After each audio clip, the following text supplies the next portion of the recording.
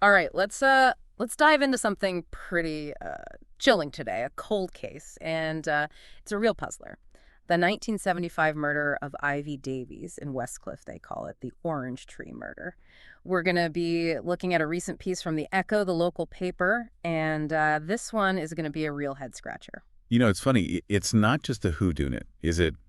This is one of those cases. It's got it all. You've got brutality, dead ends, and then there's even these whispers about an escaped mental patient, almost like something straight out of a crime novel. Yeah, so let's start with Ivy herself. The Echo kind of paints a picture of this 48-year-old woman. She's running a busy cafe, the Orange Tree. She's got 7 kids. Can you imagine trying to juggle all of that and then suddenly her life is just cut short in the most horrific way?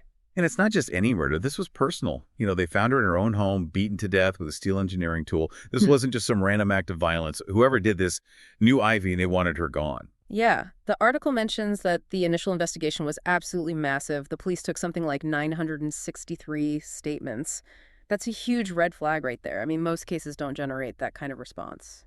What do you make of that? Well, it tells me two things. First of all, Ivy was a well-known and well-liked figure in the community. People were eager to talk. Maybe they were hoping to offer some little clue, some detail that could help bring her killer to justice. And the second thing is that the police were dealing with a really messy crime scene, a lot of potential leads to chase down. So a lot of noise, but did any of it actually lead to a solid suspect? Well, fast forward to 2006. There's a break in the case. A 68-year-old man from Basildon is arrested on suspicion of murder. Hmm. Can you imagine after 31 years, suddenly there's a face to put to this crime? That must have been huge for Ivy's family, some glimmer of hope after decades of unanswered questions. Absolutely. But here's where it gets complicated. The arrest was made in connection with a domestic incident, and despite the initial suspicion, the Crown Prosecution Service decided not to press charges. They just didn't have enough evidence to definitively link him to Ivy's murder. Hold on, so they arrest this guy, but they don't charge him? That doesn't make a lot of sense. I know it might seem strange, but it happens more often than you think to secure a conviction, especially in a complex historic case like this. The evidence has got to be rock solid. It's not enough to just have suspicion. They need proof beyond a reasonable doubt. And it's possible that while this domestic incident raised some red flags, it wasn't directly tied to Ivy's murder. So if this 2006 arrest wasn't done, the answer was the case just left to go cold again. Not quite that. Echo mentions another twist, a really bizarre one. In 2017, the police were looking into a potential connection between Ivy and an escapee from Runwell Mental Hospital. Wait, a mental hospital escapee now? That's an unexpected turn. What's the story there? Well, apparently, this escapee was posing as a doctor, and he was seen with this group of patients who'd also absconded, and they were spotted at Ivy's cafeteria, the Orange Tree, shortly before her death. No, that's bold. Posing as a doctor, leading a group of escaped patients, and then potentially involved in a murder. It's almost too strange to be true. Right. You have to wonder, was this just a random encounter, or did Ivy somehow get caught up in something far more dangerous than anyone realized at the time? It makes you think about Ivy's life, you know? Running a cafe, she would have met all sorts of people. Could this seemingly harmless encounter have put her in the wrong place at the wrong time? Yeah, it is a chilling thought, and this is where those 963 statements become even more crucial. Imagine trying to sift through all that information, looking for any mention of this escapee, any interaction he might have had with Ivy. It's like searching for a needle in a haystack. So what happened with this lead? Did they ever track down this escapee, or did he just vanish into thin air? Well, the article doesn't give us a definitive answer, which is frustrating, but it does hint that this lead, despite being intriguing, didn't ultimately lead to any arrests or any solid breakthroughs in the case. Yeah, I guess that's not surprising. I mean, even if they did find this guy, proving his involvement in Ivy's murder after all this time would be a huge challenge. We're talking about a case that's over 40 years old. Evidence might be lost or degraded, witnesses might have moved on or passed away, memories fade. It's a long shot. Exactly. And remember, even if this escapee was at the cafe, it doesn't automatically make him the killer.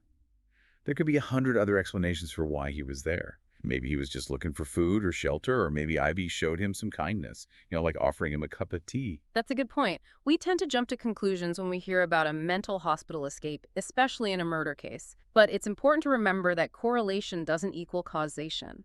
Absolutely. And it's worth noting that the article doesn't mention any specific details linking this escapee to the murder weapon or the method or any other evidence found at the crime scene. It's all speculation at this point. Okay, so we've got a brutal murder. A huge initial investigation, a suspect arrested decades later but never charged, and this strange lead involving a mental hospital escapee that kind of fizzled out. It's like every time the police got close to an answer, the trail went cold. But the Echo article does mention one more thing that caught my eye. Apparently, detectives believe they know who killed Ivy. Yes, this is where things get really interesting. The article states that investigators believe they had 3 potential suspects in mind, all of whom are thought to be still alive today. 3 suspects. Wow, now the article doesn't give us any names or details about who these individuals might be or their connection to Ivy, but the fact that they're still out there potentially living their lives while this case remains unsolved, it's a chilling thought. It certainly adds a layer of complexity, doesn't it? You have to wonder, why haven't these suspects been apprehended? What's holding the police back? Is it lack of evidence, or are there legal hurdles preventing them from making an arrest? And think about the psychological impact this must have on those who knew Ivy, knowing that her killer might still be out there potentially living in their community. It's got to be unsettling. Absolutely. It underscores the need for resolution, not only for Ivy's family, but for the community as a whole. Closure in a case like this can be incredibly healing. It can bring a sense of peace and justice even after all these years. But even without knowing their identities, we can try to piece together who these suspects might be based on what we know about the case. We know Izzy ran a cafe, so it's possible these suspects were regulars, people she interacted with frequently. Maybe one of them had a grudge against her, maybe there was a dispute over money, or perhaps something more personal, a love triangle gone wrong, or something like that. Those are all valid possibilities. And remember, the murder weapon was a steel engineering tool.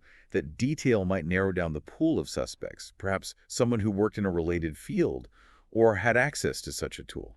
You know what's striking to me? Despite all these leads and dead ends and the sheer volume of information, the motive remains a mystery. Was this a crime of passion? Was it a robbery gone wrong, or something else entirely? That's the million-dollar question, isn't it? Without understanding the why, it's hard to definitively pin down the who.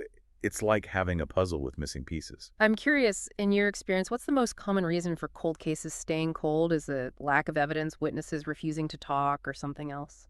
You know, it often comes down to a combination of factors. Time is the biggest enemy.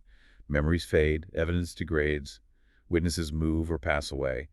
But sometimes it's just a matter of perspective. A fresh set of eyes on a case, someone willing to look at the evidence from a different angle can make all the difference. So are you saying that even with a case as old and seemingly complex as Ivy's, there's still a chance it could be solved? Absolutely. You never know what might trigger a breakthrough. It could be a new forensic technique, someone coming forward with information they've held onto for years, or even just a lucky break. It's fascinating how even with all the advancements in technology and forensic science, sometimes the key to cracking a case is that simple human element, a guilty conscience, a change of heart, or just a long overdue desire to do the right thing. Exactly. Sometimes all it takes is one person to come forward and say, I know something.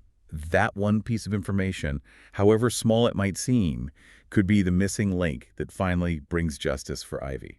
I mean, it's almost like we're playing a game of Clue, right? Was it the disgruntled customer in the cafe with the wrench, or was it someone closer to Ivy, harboring some secret resentment? We've got these 3 mysterious suspects lurking in the background. The escapee is this wild card.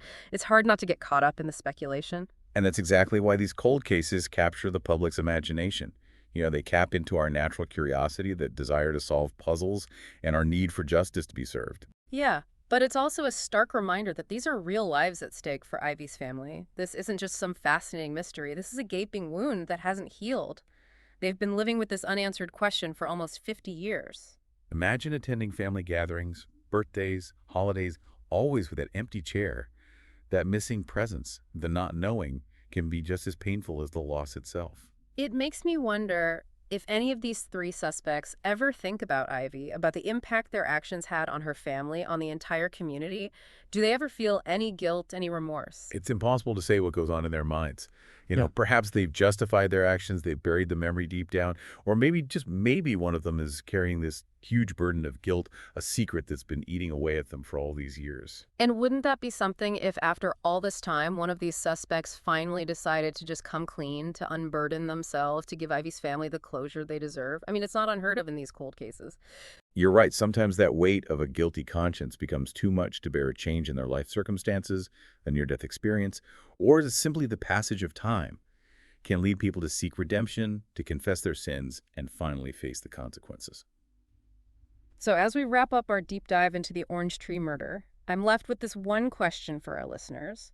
What piece of this puzzle sticks with you the most? Is it the sheer volume of that initial investigation, the 2006 arrest that went nowhere, the escaped mental patient, or those three unnamed suspects who might hold the key to solving this case? Hold on to that thought, let it simmer in your mind, because sometimes the seemingly insignificant detail, the one that you initially dismiss, turns out to be the most crucial piece of the puzzle. Maybe you know something about Westcliff in the 70s, a rumor, a story that was never fully explained, or maybe you even knew Ivy or someone connected to this case. That's the thing about cold cases, isn't it? They remain open, waiting for that one piece of information, that one person with the courage to come forward and shed some light on the darkness.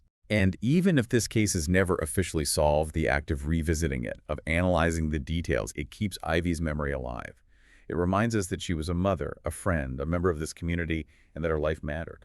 Well, thank you for joining us on this journey into the heart of a mystery.